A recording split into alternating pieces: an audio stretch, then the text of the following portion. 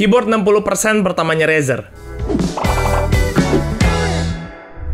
So, welcome back to Tech Tech Channel. Dan kali ini kita akan membahas kembali keyboard gaming. Yes, keyboard dari Razer ya. Dan kali ini Razer datang dengan size terbarunya mereka, yaitu dengan 60%. Kenapa sebenarnya si Razer ini keluarin desain 60% ini? Karena Razer ini ngedengerin banget masukan dari komunitas-komunitas e-sport atau bahkan tech enthusiast. Karena juga pemain FPS itu sebenarnya nggak terlalu butuh lah ya untuk yang full size, untuk numlock segala macam itu juga mereka nggak butuh. Mereka cuma perlu setengah keyboard ke kiri itu ya.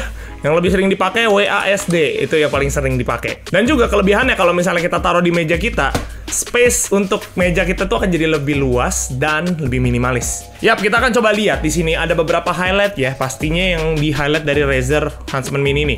Yang pertama, Razer Optical Switch. Yes, itu adalah optical switch buatan Razer sendiri. That's why ini original punya mereka. Terus juga di sini double shot PBT keycaps.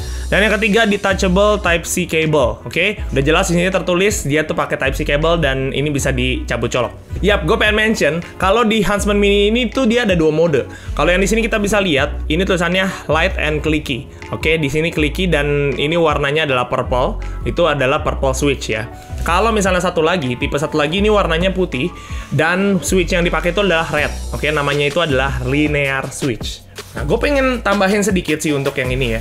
Karena mereka ini udah pakai gen yang kedua. Walaupun memang gue nggak ada nih yang linear, tapi gue buka di websitenya mereka. Mereka tunjukin tuh perbandingan antara generasi pertama dan generasi kedua.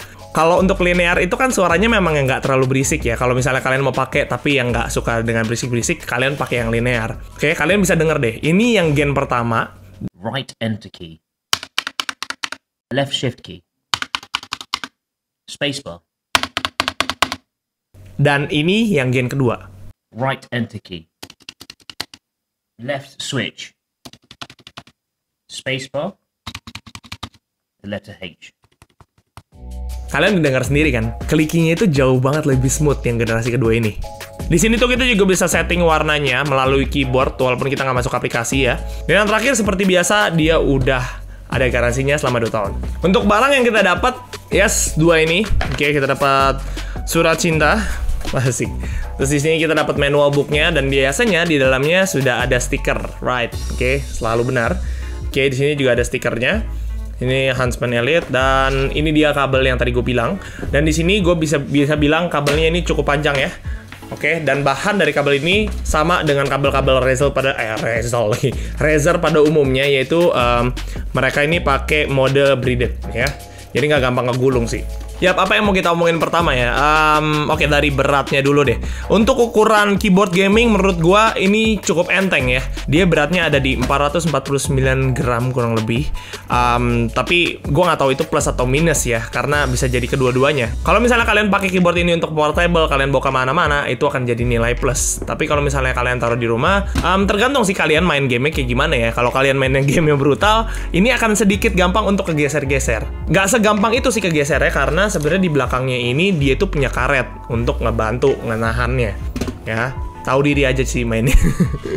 Sebenarnya nggak heran kenapa mereka bisa enteng, karena dari segi bahannya mereka menggunakan mostly di sini adalah plastik. Dari tadi kan gue belum sempet mention harganya ya. Untuk harga di sini tuh sekitar 2 jutaan. Gue lihat di Tokopedia juga. Dan tergantung seller-sellernya, cuman rata-rata itu pasti 2 jutaan, 2,1-an lebih.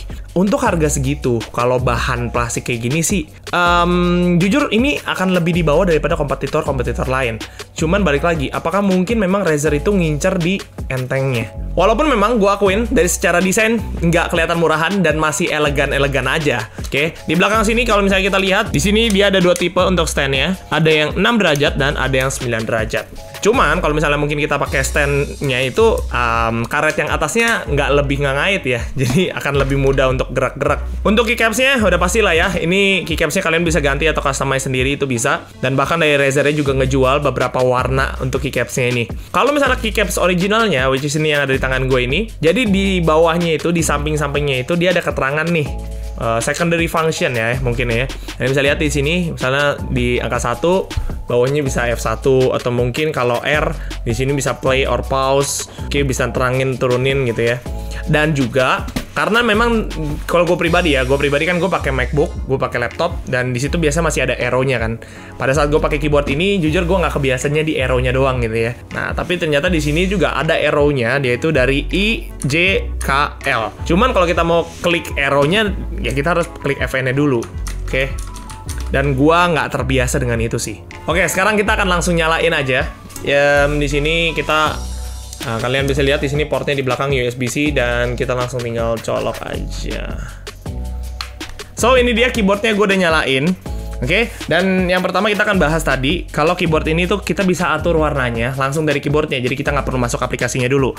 Caranya adalah kita klik Fn, Control, dan 1 misalnya. Dan di sini dia akan mati. Oke, bener kan? Dan anyway, kalian ngeh sih pada saat gue klik Fn ini, dia langsung keluarin nih function-function yang bisa digunakan pada saat kita pakai Fn ini.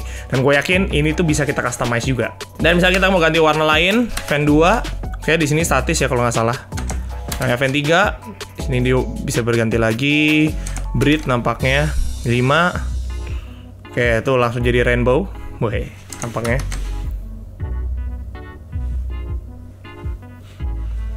Ini reaktif setahu gue. Kan ini reaktif. Karena Razer Synapse itu juga memang nggak ada ya di MacBook gua, that's why ini sangat membantu ya. Ya, tapi kalau misalnya kalian pengguna Windows ya kalian nggak perlu khawatir juga dengan ini, pasti lebih enak ngatur dari aplikasi karena bisa lebih customize juga. Tadi gua udah sempat mention juga kalau keyboard ini gue pakai yang clicky ya, jadi which is itu yang berisik dan kalian mau denger gak suaranya?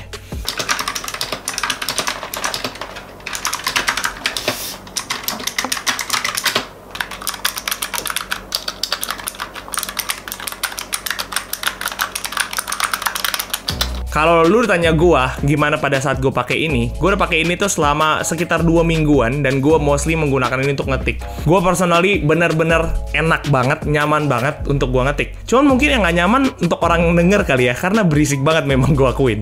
Kalau dari gue pribadi sangat disayangkan banget kenapa dia nggak keluarin wireless ya, atau misalnya bisa diganti lah modenya jadi mode wireless. Karena untuk model yang 60% ini sangat enak banget kalau misalnya udah nggak ada kabel, itu bisa jauh lebih minimalis. Tapi memang gue tahu minusnya untuk para gamer pasti pengennya yang lebih responsif keyboardnya, dan itu memang harus pakai kabel.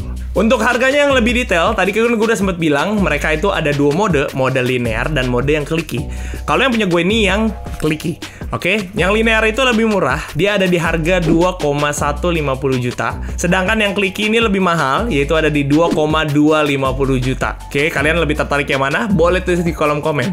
Dan kalau kalian pengen beli, linknya juga gue ada ditaruh di description. Kalau misalnya kalian mau nih, Tech juga menyediakan voucher untuk kalian beli Huntsman Mini nih. Oke, cek di description ya. Sekian aja review gue. Kalau misalnya kalian suka dengan cara review gue, boleh banget di subscribe. Anyway, kita punya Instagram dan punya TikTok. Buat kalian yang belum tahu, kalian boleh cek. Oke? Kalau misalnya seru menurut kalian kontennya, kalian boleh banget follow. See you in the next review, guys. Bye.